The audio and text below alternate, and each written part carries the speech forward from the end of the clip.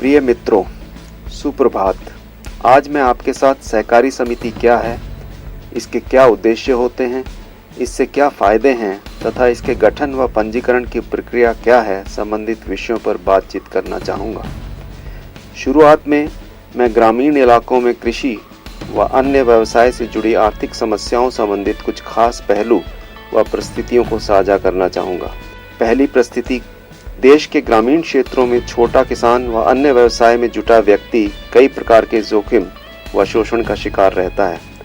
फसल की सही पैदावार के लिए किसान को धन, उर्वरक, बीज, कीटनाशक दवाइयाँ व कृषि यंत्रों इत्यादि की सही समय, सही मात्रा व सही दाम पर आवश्यकता पड़ती है।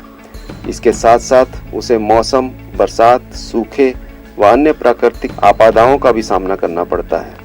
सही पैदावार का उचित मूल्य वसूल कर पाना भी छोटे कृषक के लिए एक भारी समस्या है। उसे बाजार स्थिति की जानकारी के अभाव में व साहूकार के तुरंत पैसा लौटाने के लिए फसल को वहां नजदीक के बाजार में औने पौने दामों पर बेचना पड़ता है। मिडिलमैन भी काफी पैसा ले लेता है। दूसरी परिस्थिति, ग्राहक के रूप में भी ग्रामीण व शहरी क्षेत्रों में लोगों को कई तरह की कठिनाइयां झेलनी पड़ती हैं।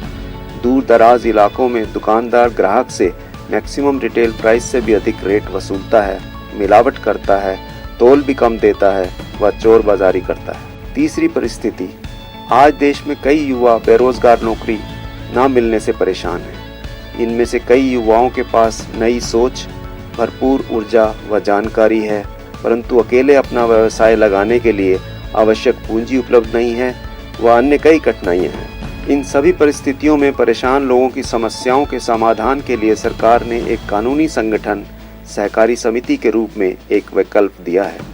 सहकारी समिति का गठन किसी एक सामूहिक आर्थिक व सामाजिक हित का बचाव करने के लिए या किसी ऐसे सामूहिक हित जिस पर किसी को लूटा जा रहा है या परेशान किया जा रहा है, समाज में कई चुनौतियों का मिलकर एकजुट होकर सामना कर सकने के लिए किया जा सकता है।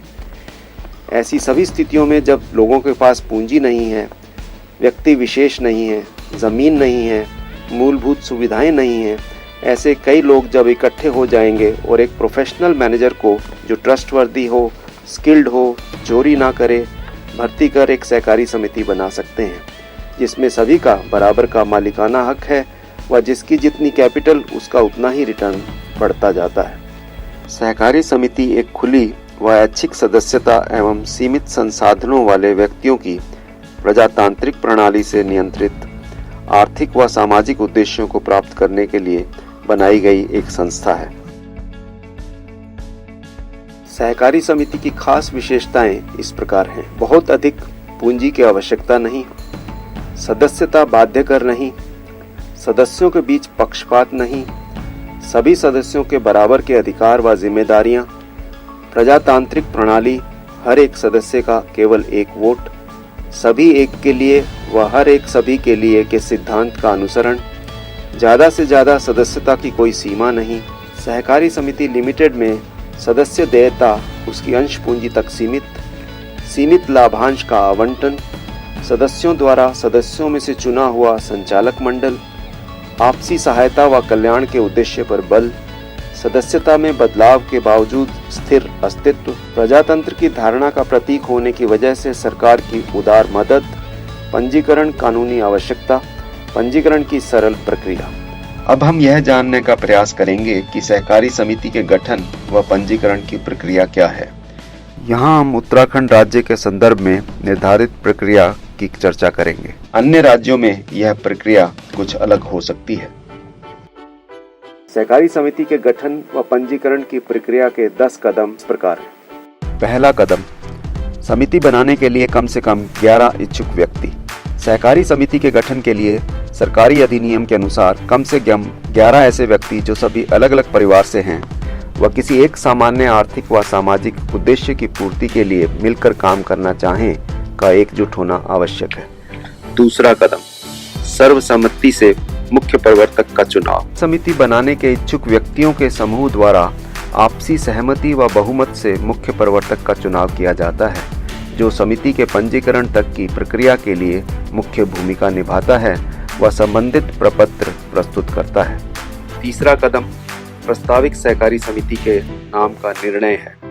सहकारी समिति बनाने के सभी इच्छुक व्यक्ति सहकारी समिति के नाम पर विचार कर किसी एक नाम पर सहमति बनाते हैं। इस प्रक्रिया का चौथा कदम है समिति के उपविधियों का निर्धारण। समिति बनाने के सभी इच्छुक व्यक्ति मिल बैठकर सहकारी समिति के आंतरिक मामलों व कार्य से संबंधित नियम निर्धारित करने हेतु समिति की उपविधियां तैयार करते हैं। ये उपविधियां राज्य के सहकारी सभाएं अधिनियम के प्रावधानों के अंतर्गत बनाई जाती हैं। मॉडल उपविधियां यानी कि बायलॉज की कॉपी जिला व उप निबंधक सहकारिता के कार्यालय से तथा एनसीडीसी की वेबसाइट www.ncdc.in पर उपलब्ध है।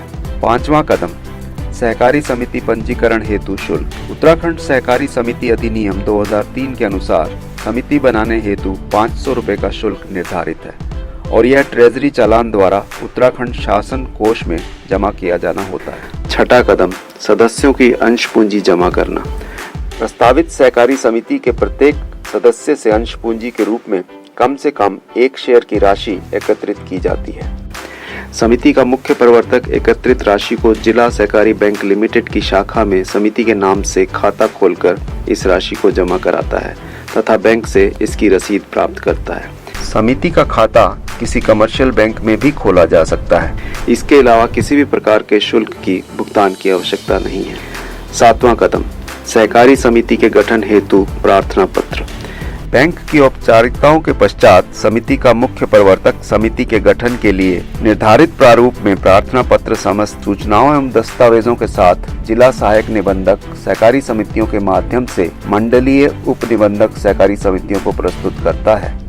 आठवां कदम, सहकारी समिति के पंजीकरण के लिए दस्तावेज। सहकारी समिति के पंजीकरण के लिए समिति के मुख्य प्रवर्तक को संबंधित जिला सहायक निबंधक कार्यालय जाकर प्रार्थना पत्र के साथ निम्नलिखित दस्तावेजों की 4 प्रतियों को निरीक्षक सहायक विकास अधिकारी की रिपोर्ट सहित एवं ऑर्गेनाइजर रिपोर्ट सहित जमा कराना आवश्यक है। समिति के पंजीकरण प्रपत्र से पूर्व सभी बैठकों का कार्यवत रिकॉर्ड, प्रत्येक सदस्य से घोषणा पत्र, सदस्यता पहचान पत्र फोटो सहित, समिति सदस्यों की सूची, बैंक रसीद, समिति कार्यों की सूची, समिति कार्यों का पूरा विवरण, रजिस्ट्रेशन शुल्क रसीद व अन्य निर्धारित दस्तावेज। इसी प्रक्रिया का 9वां कदम है सहकारी समिति के मूल दस्तावेजों की जांच व रिपोर्ट।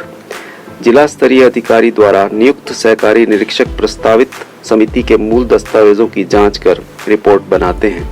जिला सहायक आयुक्त द्वारा रिपोर्ट के अनुमोदन के पश्चात समिति की पत्रावली मंडल के उपायुक्त एवं उप निबंधक सहकारिता को समिति के पंजीकरण के लिए भेज दी जाती है। 10वां कदम, सहकारी समिति का पंजीकरण। उपरोक्त प्रक्रिया में सभी दस्तावेज पूर्ण व सही पाए जाने पर उप निबंधक सहकारिता द्वारा समिति का पंजीयन प्रमाण पत्र जारी किया जाता है एवं समिति की उपविधियां पंजीकृत की जाती हैं। पंजीयन प्रमाण पत्र जारी होने के पश्चात सहकारी समिति अपना कार्य आरंभ कर सकती है। पंजीकृत होने के पश्चात सहकारी समिति राष्ट्रीय सहकारी विकास निगम से इसके नियम एवं शर्तों के अनुसार आर्थिक सहायता प्राप्त कर सकती है। निगम द्वारा संचालित विभिन्न योजनाओं के तहत आर्थिक सहायता प्राप्त करने के लिए निगम के क्षेत्रीय कार्यालय एवं प्रधान कार्यालय को आर्थिक सहायता संबंधी प्रस्ताव भेजे जा सकते हैं।